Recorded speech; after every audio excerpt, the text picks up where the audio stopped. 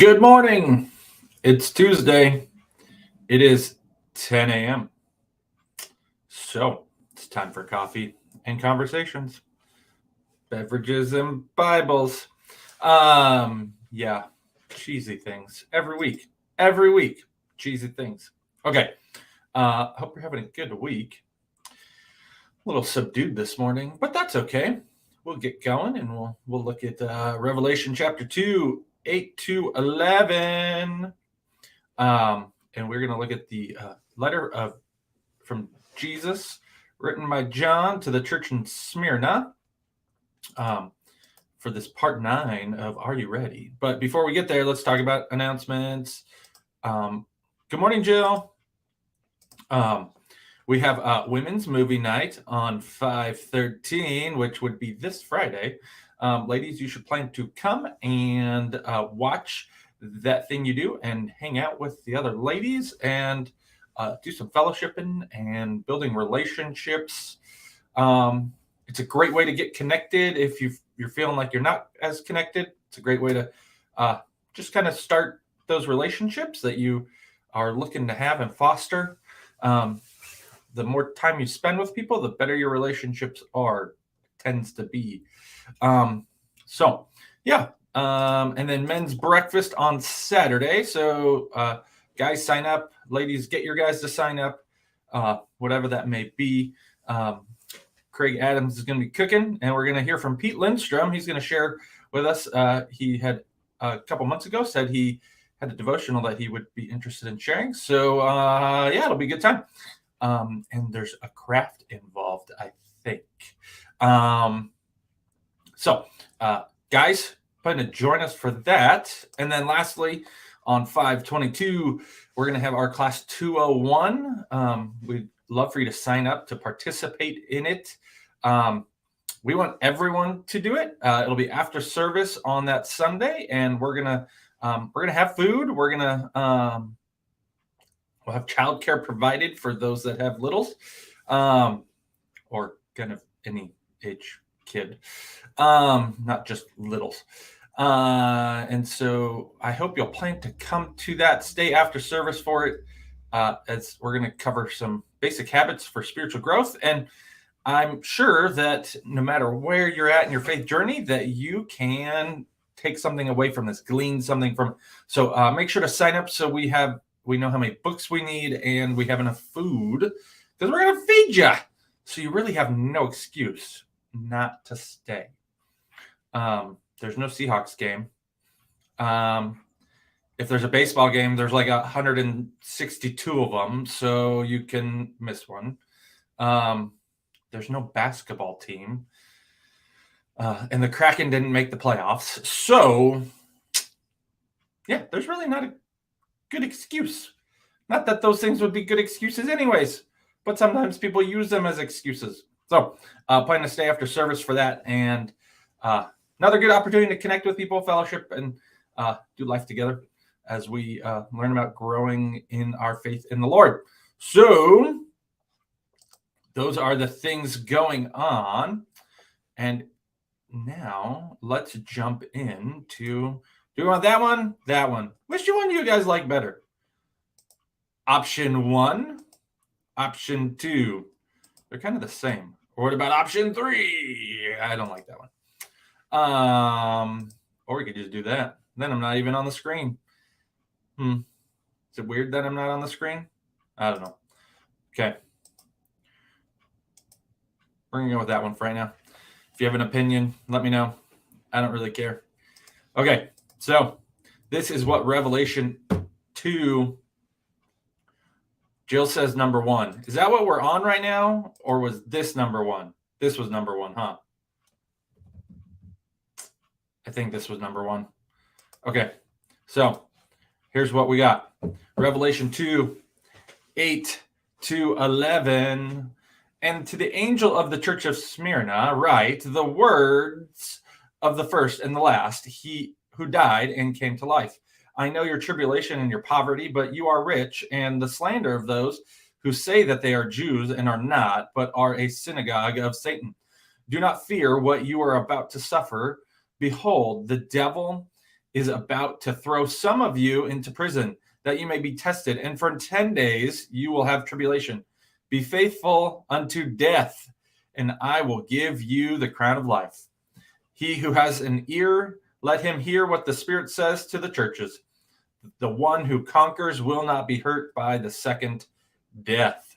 So we see in verse 8 that this is continuing to be Jesus speaking to the churches through the angel or messenger, which could either be an angelic being or it could be the kind of like the bishop, the pastor of the church in the city, kind of like James serves in James, Jesus's brother, James the Lesser, author of the book of James, serves in Acts chapter 15, kind of serves as that senior pastor over the whole church of the whole city role. This was before they had a bunch of different distinct congregations like we do now. Says the words of the first and the last. So Jesus is identifying himself with that perspective. He is Yahweh. He is the first and the last, the Alpha and the Omega. He is the one who was and is to come. This is pointing us back to chapter 1 and that identification. And then it says who died and came to life. So we know it's Jesus. It's no one else, because Jesus is the one who died and came to life. And these are his words, the first and the last. And so the words of him who is God. He says, I know your tribulation and your poverty, but you are rich, and the slander of those who say that they are Jews and are not, but are a synagogue of Satan. I think what's really important I forgot to get my little drawing thing up here. Here we go. It's this reminder that multiple times in these letters to the churches in the first portions, Jesus says, I know. He is aware of what's going on around them. He's aware of what's happening to them. He is not caught off guard. He is not unaware, unlike other situations. Like you could have a leader or a friend who doesn't know your situation. Jesus knows the situation of this church in Smyrna. Now, if you notice, this church doesn't actually have anything negative said about it. Some of the churches have good things and bad things. Some of the churches have only bad things. And this one only has good things. They are not called to repent of anything. So he says, I know your tribulation. So Jesus knows what they're going through. He knows the experiences that have come upon them. He knows the trials they are having for their faith, and he is going to comfort them. He says, and your poverty. Now, what is interesting here is he says, your poverty, but you are rich. So externally, if we're looking at their material wealth, they are impoverished, but they are rich in something else. They are rich spiritually. This church, although it may be poor materially, is rich spiritually. And they are experiencing slander by those who say they are Jews. So these people think they're Jewish. This is really hard with a mouse. So they think they're of the people of God. They may be Jewish by descent, but they are not part of the family of God. They do not have, not all who are descendants of Abraham are of God's people. We see this in Romans chapter 9, that just because someone is a physical descendant of Abraham does not make them a spiritual descendant of Abraham. It's that they must have faith. We also see this in John chapter 6 or 8. I can't remember off the top of my head, where Jesus says, your father is Satan, not God the Father. And so these people who go to a synagogue, who are descendants of Abraham, are slandering the church, and they think they're doing God's work. They think they are good people. They think they have they are working for God. They think they are Jews, but they are not They are part of the synagogue of Satan. That again would point us back to that passage in John, the Gospel of John, where Jesus says that your father is the devil.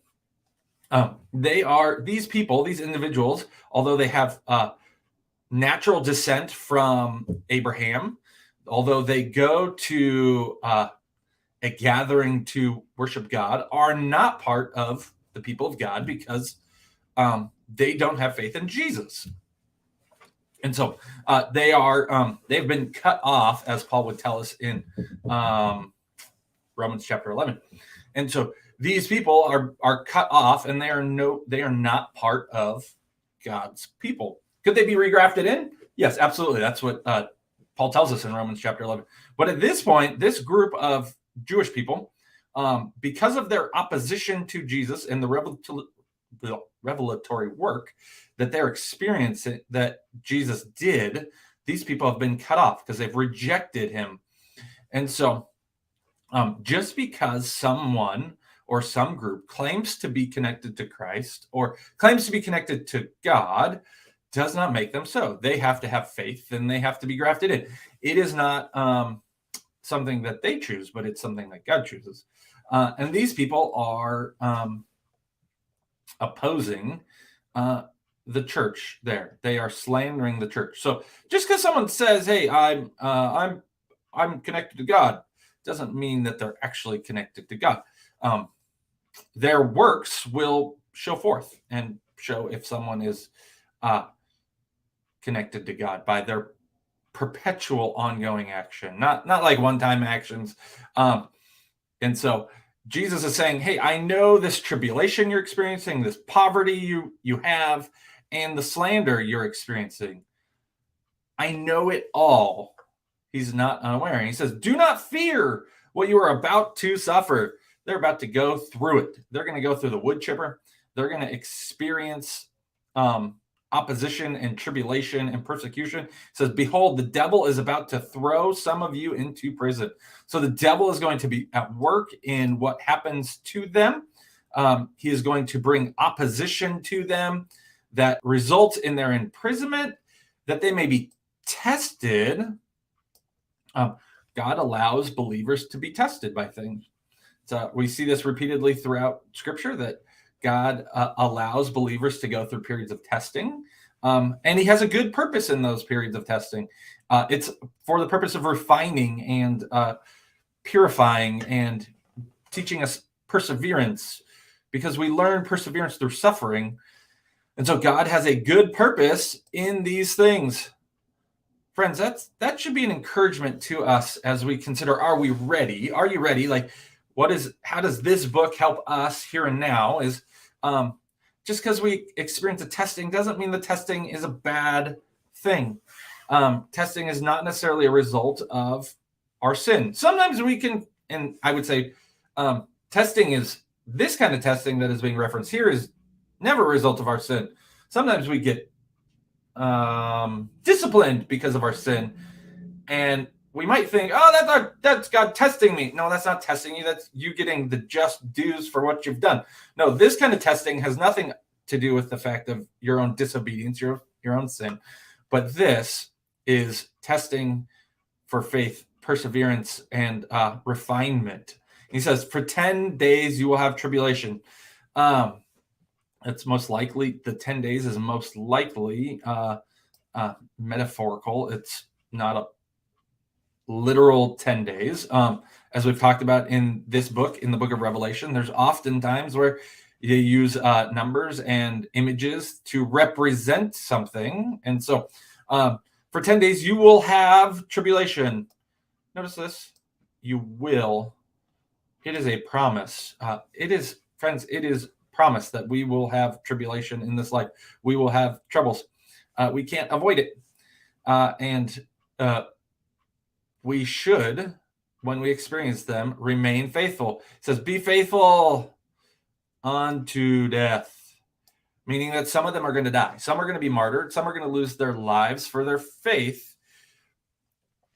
It says, be faithful unto death, even to the end, like Stephen in Acts chapter 7. 7? 8. 8. Even like James, John's brother, who dies for his faith. Even like the Apostle Peter and the Apostle Paul, who died for their faith, which we don't have recorded in the Bible, but we know of from church history. And Jesus, will give a crown of life. Jesus is promising them that if they endure, if they are faithful unto death, they will receive a crown of life. Jesus will give them the crown if they're faithful. So this is a call, an encouragement to remain faithful in spite of tribulation, poverty, and slander, and even imprisonment and death. Jesus is telling this church, hey, you're about to go through it. It's going to seem really bad, but if you endure, I will give you the crown of life, a crown that cannot be taken from you. You will go through this terrible situation, and if you endure, I will give you life. Friends, if you know that Jesus knows what you're about to go through, it will help you endure. Jesus is not caught off guard by what happens to you. He's not like, oh my goodness, I didn't see that coming. But no, he knows what will occur to us, what will occur in our lives. So that should encourage us, and knowing that he never fails in his promises, that if we endure faithfully unto death, we will receive a crown of life. And he says, he who has an ear, let him hear what the Spirit says to the churches. So to the churches, the one who conquers will not be hurt by the second death. So conquering here is remaining faithful, overcoming the tribulations that they experience by the word of the Lamb and the blood of their testimony, which we will see later in the book of Revelation.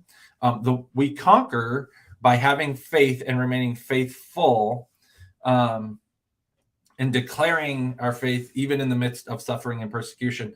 And then if we do that, we will not be hurt by the second death. We will not be hurt by the fires of hell. We will not be separated from God. Friends, this is it's kind of a good news, bad news. It's good news in the fact that what we get promised is amazing, but sometimes we have to go through the refining fire to experience it. We all go through things in life that cause us pain, cause us tribulation, may cause us poverty, may cause us to be slandered, may cause us to lose position in life. But if we remain faithful, we won't be hurt.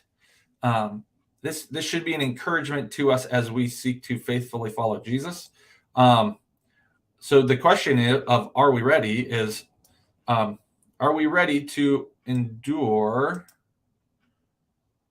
those things so we may receive this crown of life and not be hurt by the second death? Do we stand on the promises of God that looks terrible? That if we endure, we will not be hurt. Do we stand on that promise? Do we trust in that promise? Do we rest in that promise? That we can say, what's the worst that happens to me? I die. But you know what's the worst that happens to me in that situation is I get to go be with Jesus. And so it may not be enjoyable. It might be painful. It might stink. It may be something that we would never ask for. And yet we know that it is only temporary. So again, that comes out in that idea that you may be tested, and for 10 days you will have tribulation. 10 days. It's not permanent. It will be for the perfect amount of time. And so as you think about these things, as you consider it, you need to settle in your heart that it will be something that you will you endure if you face these things. I'm not promising that we will all experience this kind of tribulation. We will experience some forms of tribulation. We might experience material poverty, but we will be rich in the Lord. And we might experience slander. What will we do with those things when they come? Will we capitulate, or will we remain steadfast, hoping in and trusting that we know that those who conquer will not be hurt by the second death? So, friends, as you consider these things, may you be found faithful and true in them. I hope it's an encouragement to you to know that Jesus knows these things that happen to this church, and he knows what's going to happen to you. And as you consider them, may you settle deep down in your heart that you will remain faithful no matter what, as you prepare and as you are ready. Okay. That's all I got today. I hope you have a great week. We will jump back into Revelation chapter 2 next week, unless something else big happens, like last week, anyhow. And then we're going to be in John chapter 21 this coming week. And then in a few weeks, we're going to start a series on doctrines and how they apply to everyday life. So I'm really excited about that. I think it'll be a fantastic series that we will go through over summer. Don't have a title for it yet. Hopefully that will come soon, because, it's only like 3 Sundays away. So we got 3 more Sundays in John, and then we will finish John.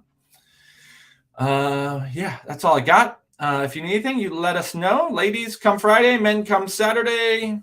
See you Sunday.